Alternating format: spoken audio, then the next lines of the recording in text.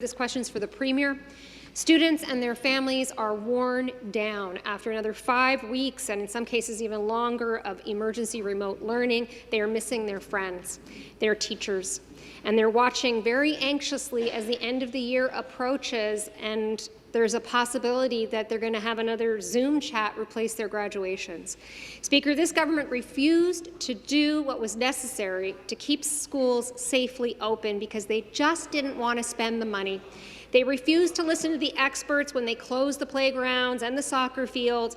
We don't even know at this moment how many education workers have been vaccinated, which is a key part of reopening schools. Speaker, is the Premier going to come forward with any kind of plan to salvage this school year, or is the real plan to keep kids in online learning permanently? Minister of Education to respond.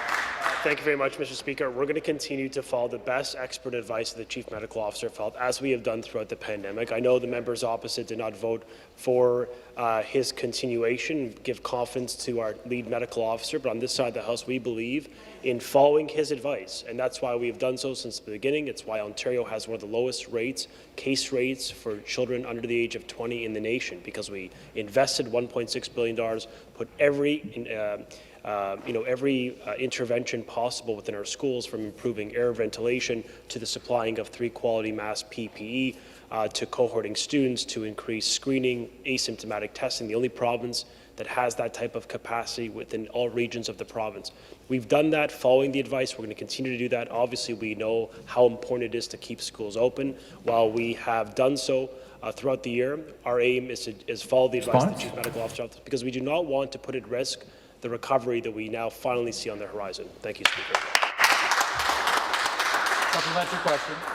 Speaker, what's clear, I think, from a response like that is that this government is wiping its hands of this school year and of our students across this province.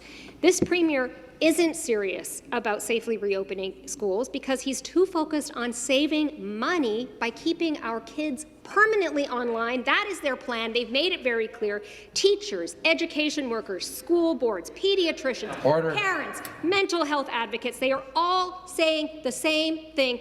Online learning is harming our kids. We should be investing now in reopening our schools. The Public School Boards Association has said the government's plan, and I want to quote this, Mr. Speaker, may be promoting the online learning option to the detriment of student well-being and the overall integrity of our education system.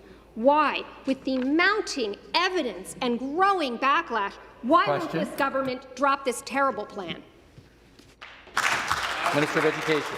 It is ironic, Speaker, coming from members opposite who've stood with the teacher unions to keep schools closed throughout 2021. In fact, it was the members opposite who said schools should remain closed so long as the stay-at-home order remains in place. They would have kept schools closed, they would have taken away choice from parents, and they would have undermined the learning quality kids in this province deserve. The Premier provided $1.6 billion, more than any province, more than the Democrats in British Columbia, more funding for mental health than any province, 400% increase than when the former Liberals were in power. We have followed the advice.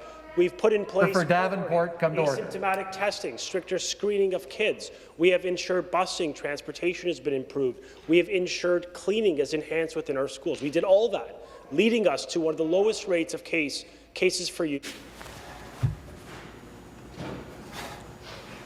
Let the minister complete his answer.